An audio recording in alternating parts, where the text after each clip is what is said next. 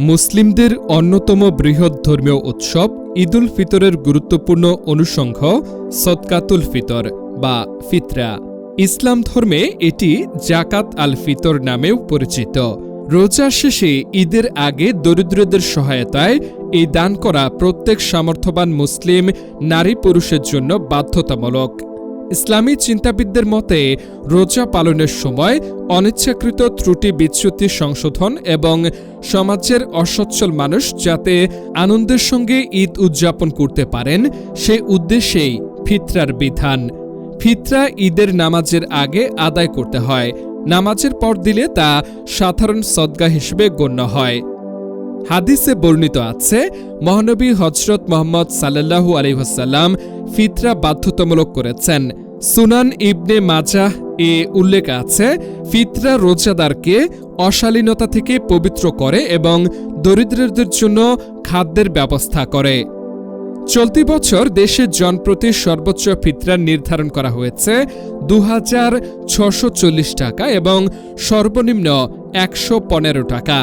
এ হার নির্ধারণ করেছে Islamic foundation Bangladesh. ফিতরা নির্ধারণে ৫টি খাদ্যপণ্য বিবেচনায় নেওয়া হয়েছে: আটা বা গম, যব, কিশমিশ, খেজুর ও পনির।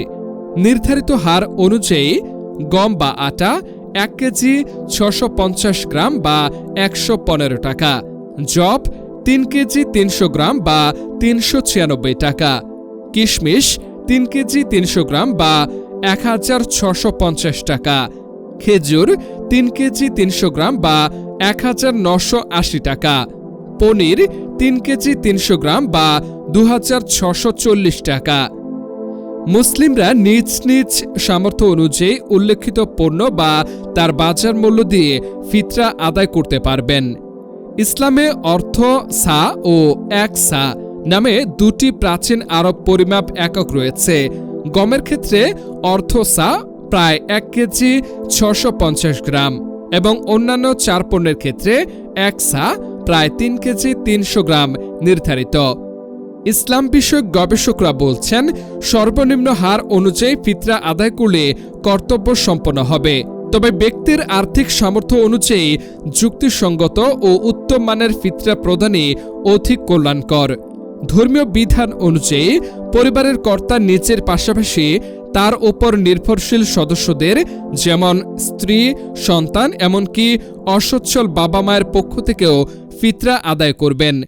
বিশেষজ্ঞদের মতে ফিতরা শুধু একটি দান নয়, এটি সামাজিক সাম্য ও মানবিক সহমর্মিতার এক গুরুত্বপূর্ণ ইসলামী ব্যবস্থা, যা ঈদের আনন্দ সবার মাঝে ভাগ করে নেয়ার শিক্ষা দেয়।